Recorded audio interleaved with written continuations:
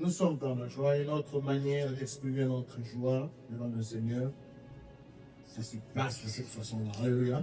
Par nos acclamations, nos cris de joie, nous exprimons que nous sommes réellement dans la joie. Parce qu'il y a de l'abondance joie devant le Seigneur. Alléluia. Il y a de l'abondance. Ce n'est pas n'importe quelle qualité de joie. De la joie en abondance. Aujourd'hui, j'aimerais nous entretenir sur un sujet important, très important dans la victoire, ou vaincre dans l'adversité.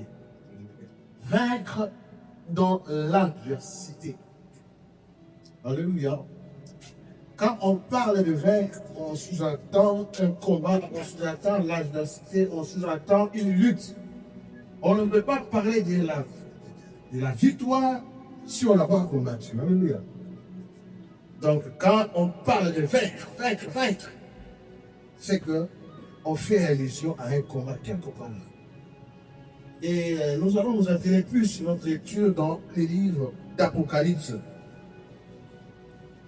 Mais on va lire 3 portions des Écritures. Nous commençons par Apocalypse, chapitre 3 et verset 21. La Bible dit ceci. Celui qui vaincra, je le ferai asseoir avec moi sur mon trône, comme moi j'ai vaincu, et je suis assis avec mon Père sur son trône. Amen. Et nous allons dans Matthieu au chapitre 24 et le verset 13. Matthieu chapitre 24, verset 13. Mais celui qui persévérera jusqu'à la fin sera sauvé. On nous parle de la persévérance ici, mais on dit jusqu'à la fin. Ce n'est pas persévérer à un temps, à un moment donné, et puis par après on lâche. La persévérance ici qui va jusqu'à la fin. La Bible est claire. Celui-là, il sera sauvé. 2 Timothée chapitre 4, 2 Timothée chapitre 4, le verset 8, 7 à 8. J'ai combattu le bon combat, j'ai achevé la course, j'ai gardé la foi. Désormais, la couronne de justice m'est réservée. Le Seigneur juste juge me la donnera dans ce jour-là, et non seulement à moi, mais encore à tous ceux qui auront aimé son avènement. Amen. Si nous restons toujours dans Apocalypse, à partir du chapitre 2, nous allons voir la répétition de ce mot ou de ce terme, vaincre, à plusieurs reprises. Peut-être que toi, nous montrer de faire la lecture de tout ça, mais je vais faire une petite lecture quand vous, je vais commencer à sauter. Si nous allons dans Apocalypse chapitre 2, à partir du verset 7, la Bible dit ceci, verset 7. Voilà. Que celui qui a des oreilles entende ce que l'Esprit dit aux églises. Celui qui vaincra, à celui qui vaincra, je donnerai à manger de l'herbe de vie qui est dans le paradis de Dieu. Et si nous allons au verset 11, la Bible dit ceci, que celui qui a les oreilles pour entendre ce que l'Esprit dit aux églises, celui qui vaincra n'aura pas à souffrir la seconde mort. Si nous descendons au verset 17, que celui qui a les oreilles pour entendre ce que l'Esprit dit aux églises, à celui qui vaincra, je donnerai la manne cachée, et je lui donnerai un caillou blanc, et sur ce, les cailloux est écrit un nom nouveau, que personne ne connaît si ce n'est que celui qui le reçoit. Nous pouvons même sauter, et cette fois-ci aller au chapitre 3. avant même d'aller au chapitre 3, même verset 26, numéro 2, la Bible dit ceci.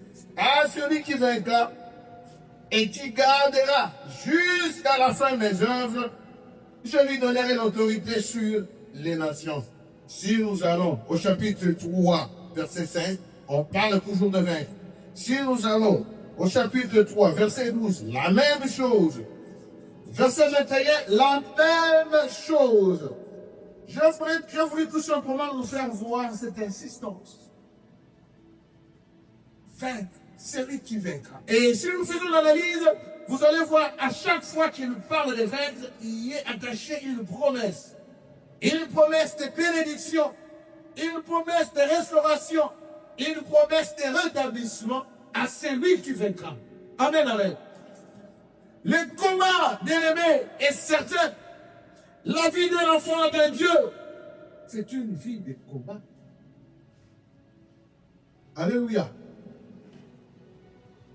La Bible ne nous promet pas que la rose sur notre chemin, mais la réalité de notre vie par rapport à notre identité, c'est le combat. Chaque jour. Vous dormez, vous vous réveillez. Vous faites toujours une lutte une fois à l'intérieur de vous-même. Vous n'avez pas compris ça. Je voulais partir, je suis avec quelqu'un. On ne voit pas la bouche, je ne parle pas. Mais cette lutte est à l'intérieur de vous-même. Il fait très froid, mais j'ai rencontré toi. Je n'ai même pas encore préparé la vie. Tout ça, se passe avec eux. Alléluia. Alors que le Seigneur t'attend ici. Mais tu es en train de lutter. L'esprit est disposé, mais le corps est faible. Avec des raisons toujours bien garnies. On est prêt à avancer des raisons qui sont quand même des fois compréhensibles. Mais Dieu ne nous attend pas sur ce terrain-là. Alléluia. Terrain d'explication. Trop d'explications. Selon la pensée de Dieu, quand la Bible nous parle de vaincre ici, ce n'est pas écraser pour dominer. Je le connais. Dans le contexte ici, où l'apôtre a reçu cette révélation, c'était un temps où l'Église passait des moments très difficiles.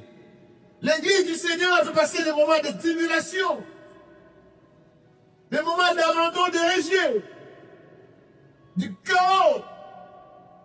Et c'est à ce moment-là qu'il va recevoir cette vision. Et le Seigneur a commencé à parler à son peuple. Pendant les temps durs, personne ne dira le contraire que chacun ici, tout va bien.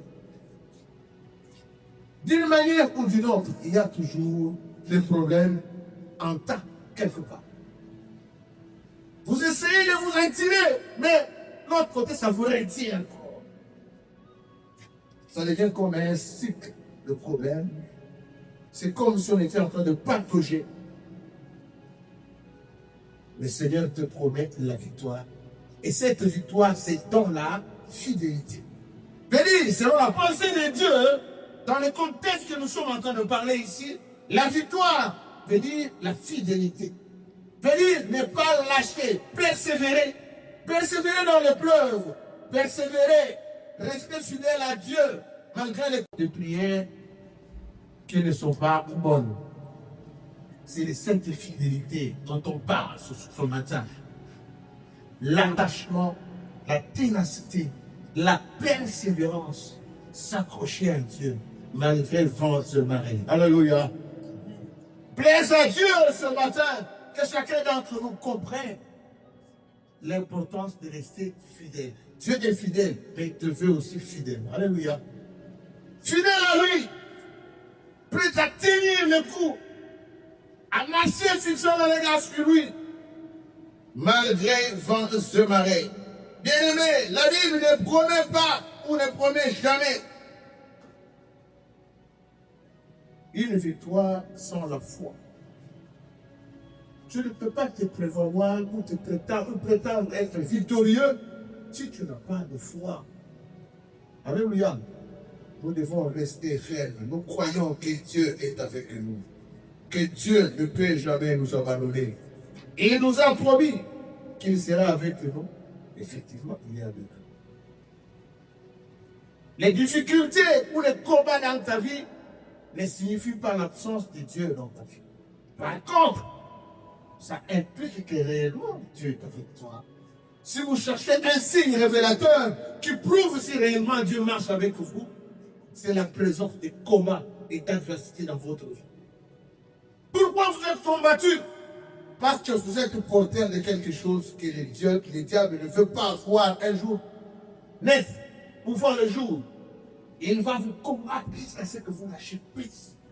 Pourquoi vous êtes combattu? Parce que vous êtes dans la bonne voie. Pourquoi vous êtes combattu? Parce que vous dérangez. Vous êtes devenu tellement gênant, cheveux dans la sauce. Le diable cherche à se débarrasser. Alléluia. Il cherche à vous écarter du pouvoir de la gloire de Dieu. Et il cherche à vous mettre à côté.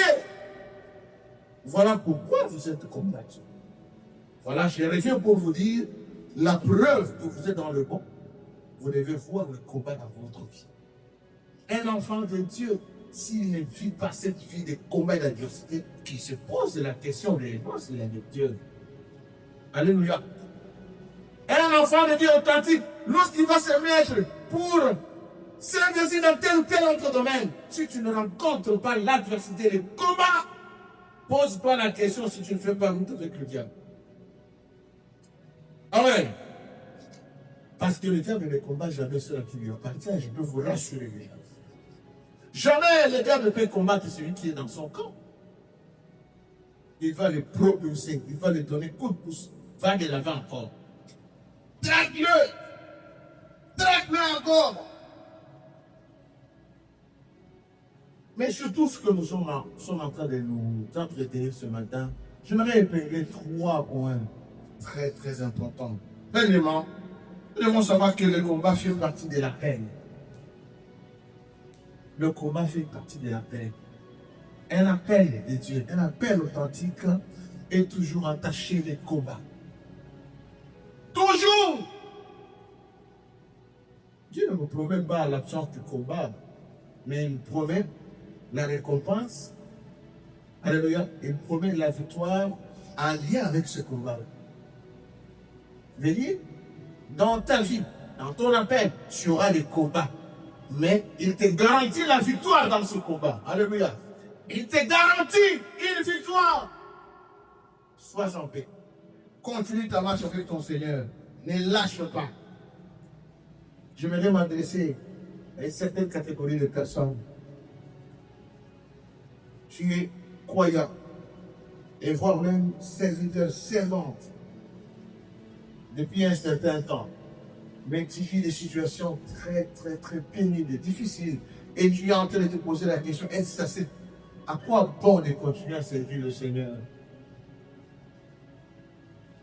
Et la deuxième catégorie de gens, tu es dans le ministère, mais le ministère est sous pression. C'est vrai, j'ai la peine. Mais comment avec la peine, je suis en train de passer des gens de turbulences que je ne sais pas expliquer? Et la troisième catégorie des hommes et des femmes. Plusieurs fois, on avait pris la décision de dire non, je vais même faire cette étude. Ça ne sert à rien. Je même préfère retourner là où je suis. Je devrais vous dire qu'il y a mieux que ce que nous avons ici. Alléluia. On n'a rien à envier de ce qu'on a tourné le dos. Alléluia. Dieu prépare pour nous ce qui est mieux. Alléluia. Restons persévérants. Tenons ferme. Ne lâchons pas. Allons jusqu'au bout. Votre combat est un signe réellement que Dieu est avec vous. Alléluia. Deuxième chose, je voudrais dire tout simplement que le combat ne signifie pas dominer, mais je vais introduire avec ça. Le combat ne signifie pas écraser ou être visible. Les gens croient que non, la victoire, je m'excuse. Les gens croient que non, la victoire veut dire que tu domines. Ah, il est vraiment lui là. Alors, il tombe. Non. Vaincre, ce n'est pas vivre sous une opulence C'est ça, vaincre, non. Alléluia. Parce que même le diable peut te bénir. Entre guillemets, alléluia. On a jamais vu ça. Quelqu'un qui s'est caché dans le ministère, vous voyez, tellement béni, le monde, car vous croyez que tout ce qu'il a là, ça vient de Dieu. Non, forcément. Pour certains, ça vient même du monde de son culte.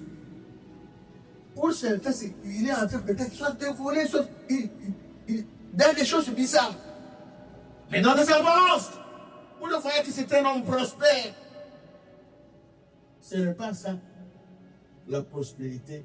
Ce n'est pas ça qui garantit que on a gagné la bataille. On est maintenant stable. Non. Gagner la bataille, c'est rester fidèle, s'attacher au Seigneur. Il y a un temps de couronnement. Alléluia. Il y a un temps que le Seigneur va dire non. Moi-même, je me lève maintenant. Est-ce que vous attendez à ce moment-là? Moi, je m'attends à ce moment-là. Je sais qu'il y aura un temps où le Seigneur lui-même va se lever. Il va faire taire tout ce bruit de guerre. Il va faire taire tout ce tourment. J'aime quand le Seigneur se lève. Pas plus loin qu'hier, j'ai parlé avec une maman de l'église. Je leur disais, écoutez, même quand le peuple de Dieu, les Israélites, là, quand ils souffraient, là, vous voyez que Dieu ne voyait pas. Dieu n'était pas au courant, il était au courant. Toutes les années qu'ils ont fait en Égypte, sous l'oppression des Égyptiens avec Pharaon, je voyais. Mais il a laissé le temps. Il a laissé le temps. Et lorsque le temps de Dieu est arrivé, il s'est levé. Il a dit, maintenant. J'aime quand le Seigneur sort ces termes de sa bouche. Maintenant. Est-ce qu'il y a quelqu'un qui attend un maintenant de Dieu ici? Acclame le Seigneur. Il y aura un maintenant dans ta vie au grand Jésus. Le maintenant de Dieu n'est plus loin. Le maintenant de Dieu est plus proche. C'est plus proche quand le temps devient très serré. C'est plus proche quand tu ne maîtrises plus rien. C'est plus proche. Tu as tenté plusieurs fois de fuir.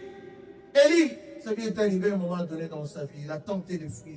Non, non, je ne suis pas capable. Pendant qu'il me voulait sa main, le Seigneur lui a fait voir que je suis là. Je suis là. Amen, amen, amen. Que le nom de Dieu soit loué. Troisième des choses. Les promesses de Dieu sont réservées aux vainqueurs. Les promesses de Dieu sont réservées aux vainqueurs. La Bible dit, c'est lui qui vaincra. Il y a une promesse attachée. Ah, c'est lui qui vaincra. Telle autre promesse attachée. Ah, c'est lui qui vaincra. Telle autre promesse est attachée. Vous devez sortir vainqueur. Un vainqueur, je l'ai dit, c'est quelqu'un qui reste ferme. Alléluia. C'est lui qui va rester ferme, qui ne va pas lâcher, qui va continuer avec son Dieu. Malgré ses pousses, il reste là. Il tient bon. C'est celui-là qui aura un couronnement. Apocalypse 3, 21. Je le ferai asseoir avec moi. Romains 8, 18. J'estime que les souffrances présentes, les souffrances actuelles, ne seront jamais être comparées à la gloire de Dieu. Moi, je donne toujours l'exemple d'une femme enceinte pendant qu'il est à terminer de pousser pour mettre au monde. Elle va souffrir durement pendant quelques heures. Mais après ça, vous voyez la personne qui était en train de transpirer de partout. Elle est dans la joie. Elle est dans la joie. Mon bébé, où est-il, mon bébé? Elle oublie tout de suite là les souffrances. C'est dans les souffrances. Dieu va te faire oublier tout le temps que tu es ici, chanter Alléluia avec nous dans le froid. Dieu va te faire oublier tout ça. Tous les morceaux de glace qui sont tombés dans les voitures, les casser la voiture et déglacée. Dieu va te faire oublier ça. Israël, Dieu va te faire oublier le pare-brise brisé. Ah. Dieu va te faire oublier tout ça. quand le temps de Dieu va arriver, celui qui sait consoler les cœurs brisés. Et il le fera, croyez-moi, à coup sûr, le Seigneur va vous restaurer. Vous allez dire enfin. Oui, il y a un enfin pour chacun d'entre nous un jour. Il y a tous les jours, mais il y a un jour de Dieu dans ta vie. Tous les jours ne seront pas tous les jours. Il y a un jour qui est particulier pour le Seigneur, là où tu verras la bouche de Dieu.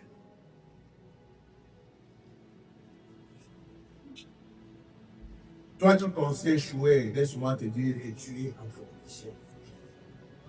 Ton échec apparent, c'est une formation de Dieu. Alléluia.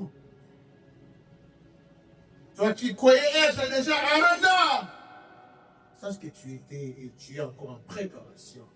Tu es en train de te préparer. Un jour, Dieu nous a parlé ici. Il dit, pendant qu'on ne voit rien apparemment, on voit quelqu'un qui pleure. Mais derrière le rideau, la table est en train de se préparer. Une table de mains circulant. Les rideaux couvrent tout ça. Mais au moment voulu par Dieu, on va tirer les rideaux. Wow. Tu vas dire, waouh, toi étais déjà préparé. Oui. Pendant que tu gémissais là, excuse-moi, le Seigneur préparait une table, il dressait la table. Alléluia. Qu'il en soit ainsi pour quelqu'un. Toi qui pensais et qui oubliais, tu es en fait réservé. Tu es une réserve stratégique de Dieu. Vous voyez, dans les moments difficiles, Dieu se réserve toujours une catégorie de gens. Tu fais partie aussi de ces gens. Dans les tourments, Dieu a te réservé. Quelqu'un a dit une attention. Alléluia. Et lorsqu'il va te sortir comme ça, ah! Tu vas sortir comme le vin que le Seigneur a multiplié pendant qu'il était là. Même plus. Où était ce Seigneur là pendant tout ce temps? Non. Tu es la réserve stratégique. Tu vas apparaître dans des moments là où on dit que non. Oh! Alléluia! Pleure bien. Parce qu'il y a un essuyer de ces pleurs là. Quand il faut pleurer, pleurez bien. Ça va couler de partout. Je suis prêt à vous donner un papier mouchoir. Et je vais même te donner pleure encore. Mais pleurez bien, c'est pleurer au pied du maître. Alléluia! Nous ne pleurons pas n'importe où. Nous on pleure à nous. C'est au pied du maître. Alléluia. Parce que nous savons qu'au moment opportun, lui va venir nous relever et essuyer nos larmes. Il ne fait pas qu'essuyer les larmes, il va même à la source. Qu'est-ce qui est le déclencheur de ces larmes? Il va aller fermer, sécher. Alléluia. C'est ce que le Seigneur est capable de faire. Hébreux 10:36. Vous avez besoin de persévérance, en plusieurs fois, à accomplir la volonté de Dieu. Vous obteniez ce qui vous est promis. Vous avez déjà eu cette portion d'écriture-là. Vous avez encore besoin de la persévérance. La volonté de Dieu, c'est faire quoi? C'est de persévérer, de tenir ferme, de ne pas lâcher, de s'accrocher toujours à Dieu. Et après cette persévérance, vous allez obtenir ce qui vous a été promis. Tu es proche de la promesse. Nous sommes proches de la promesse de Dieu. Vous allez remarquer, année après année, chaque fois qu'on va vers la fin de l'année, on se prépare pour entrer dans votre année, on se dit toujours, en tout cas, ça finit ici, genre de là-bas, demain matin, ma vie change directement. Pour certains, ça dit. Mais ce n'est pas toujours. Alléluia. Est-ce que Dieu est incapable? Non, loin de là. La Bible dit, il fait chaque chose bonne à son temps. Il y a un temps que Dieu a réservé pour toi. Tu n'es pas en train de faire la course avec qui que ce soit. Tu n'es pas en compétition avec qui que ce soit. Tu attends ton temps. Alléluia. Être visité en premier ne veut pas dire que les restes des gens ne seront pas visités. Non. Être visité en premier, cela veut dire que toi tu as tes membres, les gens ne vont pas te dépasser. Non. Moi j'ai vu les gens commencer très tard, mais au finish, on compare les résultats de ça et que l'autre on dit, mais celui qui a commencé hier, c'est le gars ce qu'il fait. Alléluia. Toi, tu as la grossesse d'un éléphant. Amen, amen. Un éléphant, je ne sais pas s'il conçoit, combien de fois il fait l'enfant, combien de fois, c'est pas par année ou combien c'est. Il prend beaucoup d'années. Mais lorsqu'il sort, le bébé se dit,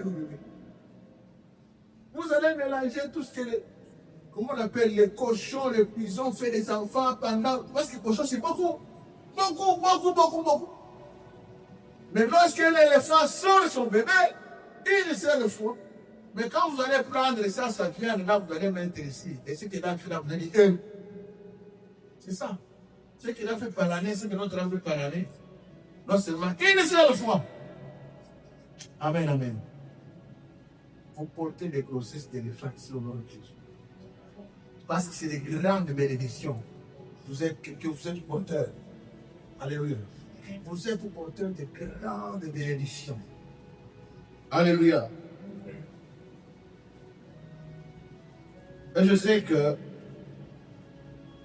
les réalités sont diverses. Chacun est en train de les vivre de sa manière.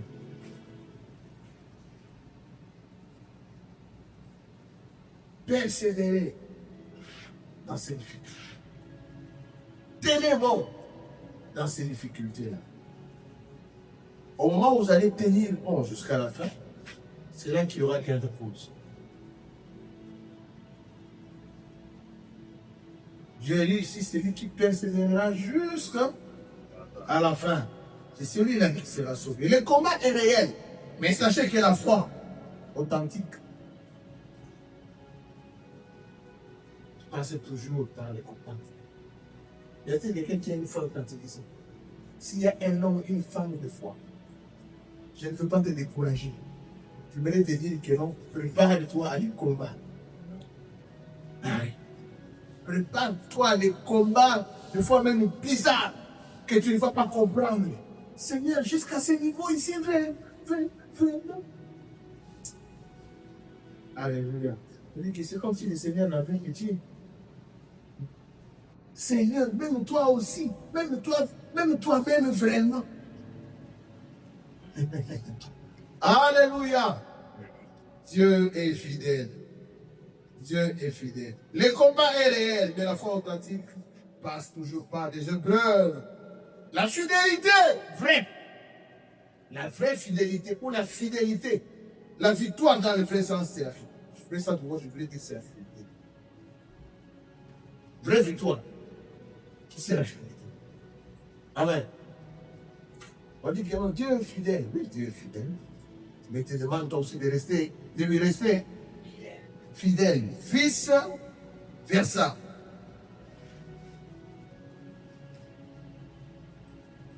Ta récompense également est certaine. Parce que Dieu n'est pas un homme pour mentir, ni un fils de l'homme possédé. Ce qui sort de sa bouche est véridique. Ça reste oui et amen. Vous savez, il y a l'irréversibilité, je voulais dire, dans les paroles de Dieu sur ta vie. Chose grave, s'il a dit, il est lié. Dieu a dit, comment que Dieu ne veut pas parler? Si Dieu a parlé, va dormir en paix, ma soeur. Sache que Dieu reste fidèle. Je vois notre temps fort avancer. J'aimerais nous retourner, retourner dans la prière. Toutes les 2 semaines ici qui ont précédé, on a parlé des ossements desséchés. Dieu nous a parlé là-dessus avec divers intervenants et des messages percutants.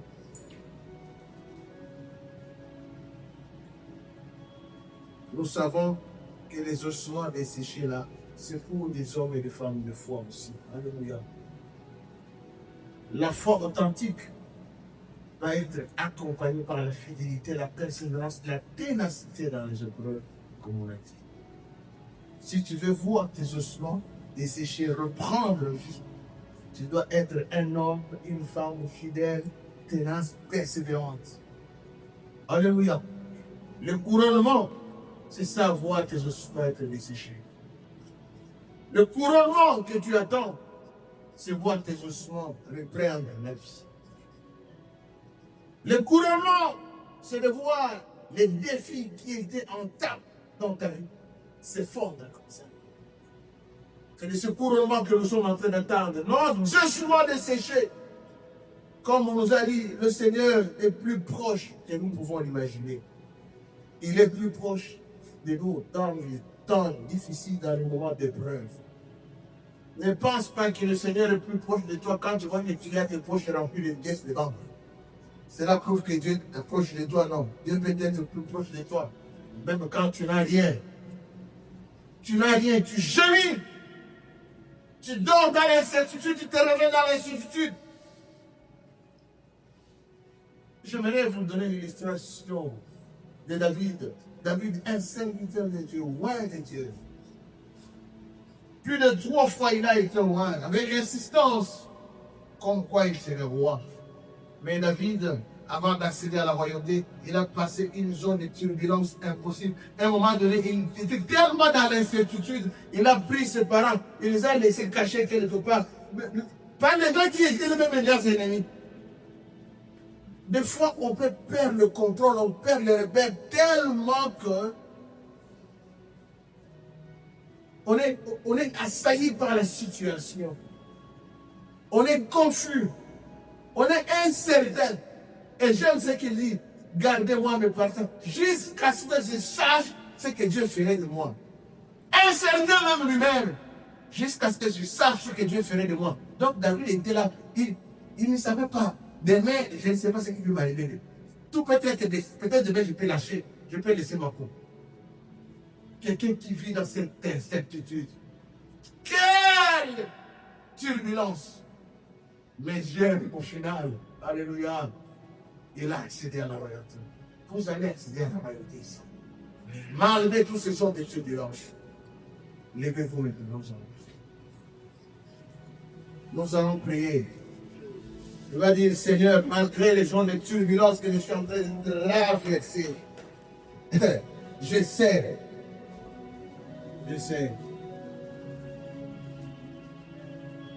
Moi, je suis ce que la parole de Dieu dit que je suis. Aujourd'hui, nous allons faire quelque chose de spécial. Je vais ramener maman Hervé ici sur la chair. Dans la louange, que nous allons prier. Alléluia.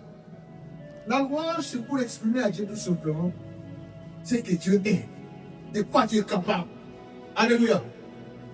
Ce qu'il a réalisé, ce qu'il peut réaliser dans ta vie. Moi, je crois que Dieu peut faire des merveilles. Alléluia. Cette faute de loi, n'est-ce pas, frère et soeur? Tel que vous l'avez joué là.